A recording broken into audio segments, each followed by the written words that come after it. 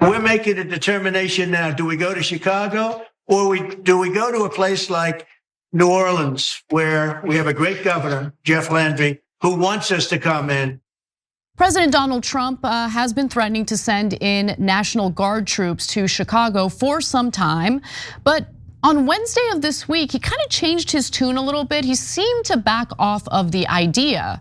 Now, that same day, though, friend of the show, Ken Klippenstein, reported something that you should all read the entirety of over at Substack. It's titled Exclusive, Leak Confirms Chicago Military Action. Memo reveals Homeland crackdown has already begun.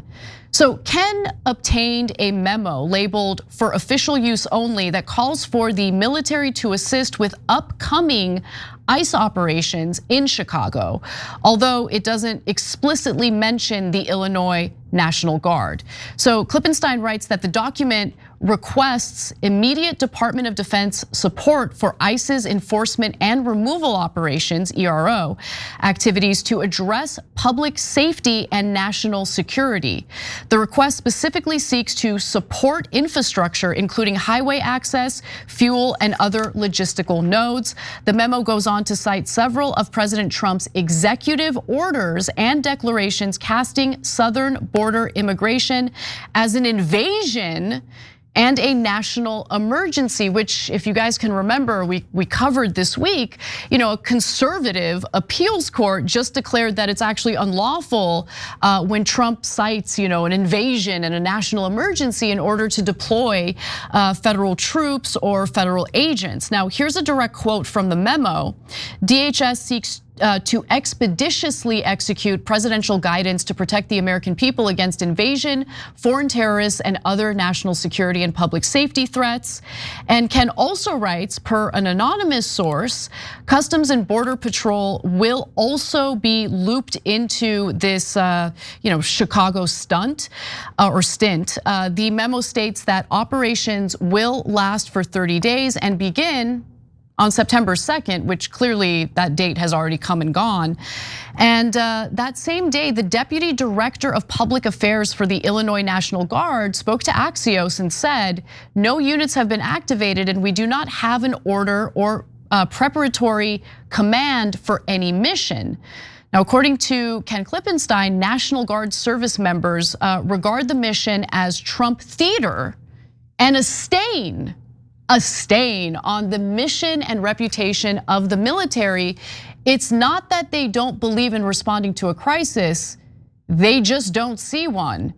And that was pretty clear in what the National Guard troops were up to in places like LA and in some cases DC as well. Like, you see videos of them, Ken, like picking up trash, which is great. Like, I don't have a problem with them picking up trash, but that's not what they're supposed to do with their time.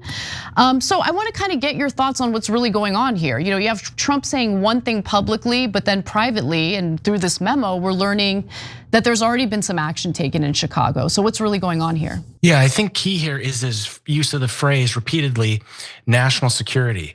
Trump and his administration are trying to turn immigration as an issue which is an issue and people are genuinely divided on if you look at the polling. And he's trying to elevate that to a national security issue. He's trying to turn it into essentially 9/11 and say, both publicly and behind the scenes to the intelligence community, which responds by giving him a menu of options to respond to these things, both public and secretly.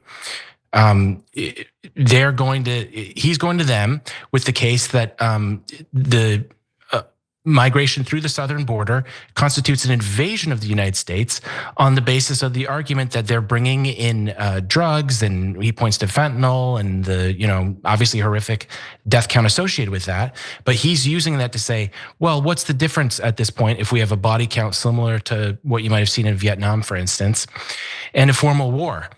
And so I think it's that second step that hasn't really been openly discussed, debated. And I think if it was, people would have very different feelings about it than they do about immigration as an issue in itself.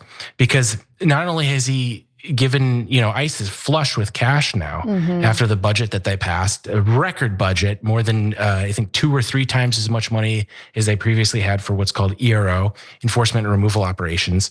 So they have all this cash. What do you need the military for? We just gave you this massive budget to finance federal law enforcement.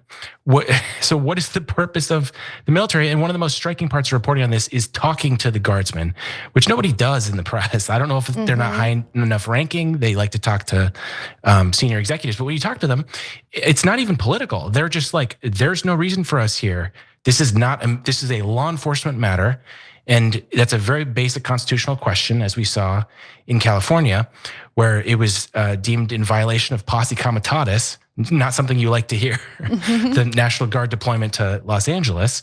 That's what's at issue here. And it's really not a political question, at least when the guardsmen that I talked to, it's not primarily partisan. It's just saying, this isn't what we do. This is what we have federal law enforcement for.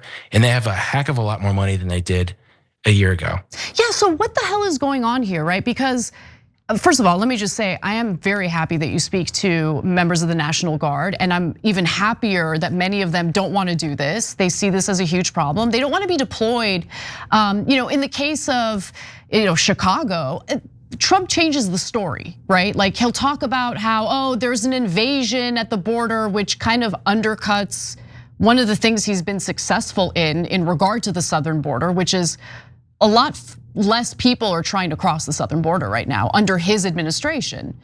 So then he'll kind of switch over to, it's the crime, I'm worried about the crime, and that's why I want to send in the National Guard.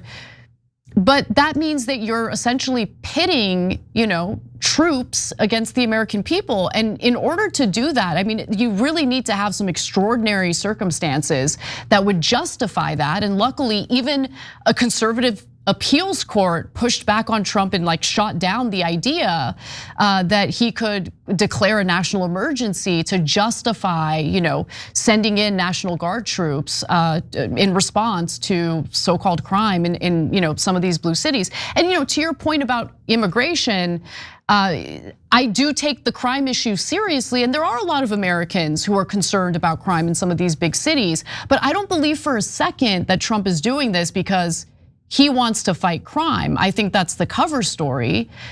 And then at the same time, you have all these resources pumped into Border Patrol, Customs, all of that. But Trump is also diverting local police in this theater that he's engaging in liberal cities. I hate scams, especially the ones that target seniors, and Medicare's chock full of them. Between commission-hungry brokers and thousands of confusing plan options, most seniors aren't on the best plan for them. That's why I partner with Chapter. They're fully independent and they work for you, not the insurance companies. That's really important. They can review all your options in under 20 minutes, and the average senior they help saves over $1,100 a year. And the best part of it is, it doesn't cost you a thing. So if you're turning 65, call the number on the screen to connect with a Chapter advisor today. And so it's kind of hard to keep track of everything that's going on because he says different things at different times. He uses different excuses depending on the day of the week, who he's talking to. But I want to know if I'm getting something wrong here. When I refer to Trump's actions as more of the kayfabe presidency, am I right, or is there really an issue in these cities like Chicago, that would justify sending in National Guard troops? Well, I'm kind of two minds in this view because, are the troops going to come out and just declare martial law and start arresting people? No, that's not what we're looking at here. But at the same time, the effect of having troops stationed, even if the troops don't support it and many of them think it's ridiculous, that is corrosive to liberal society and the view that the military shouldn't be involved in domestic civil affairs unless there is, like you said, an extraordinary reason, an emergency for them to be able to respond to that. Just acculturating people to think it's acceptable for this to be like the Egyptian junta just marching around. That's also not good. So I don't take the sort of maximalist warning that the coup is coming and all this business, but it's still not good. And so I take a sort of third position, which is this is harmful to democratic culture, should be opposed on those grounds, even if they're just sitting around and picking up trash, as you point out, which is absolutely true. And I was talking to one service member who said, I will desert if they tell me to use my weapon on fellow citizens. Oh, I love that. And I think that's I think that's probably a pretty common view. So I don't want to be hysterical about it. And if you are, that's exactly what Trump wants, because then he can say, oh, look how reasonable I am, and these crazy is responding to me. But I do want to say that there's, grounds to look at this stuff and say we shouldn't have guys marching around that are in the military, even if what they're doing is innocuous. So it's both theater and it's dangerous, I think. I totally agree with you. And again, please check out Ken's reporting over at Substack because he doesn't get hysterical. He does good reporting. And I think you're right. Trump really thrives when the left freaks out over him. He wants to trigger you. He wants to see a rise out of the left. That doesn't mean you shouldn't take what he's doing seriously or as a threat, but you got to be a little more strategic and tactical in how you respond to Trump because it also kind of rallies more support among his base when the libs are getting owned or whatever, you know what I'm saying? So I kind of learned from that in his first term, and I try to be as level-headed in responding to what he's doing as possible. Every time you ring the bell below, an angel gets his wings. Totally not true, but it does keep you updated on our live shows.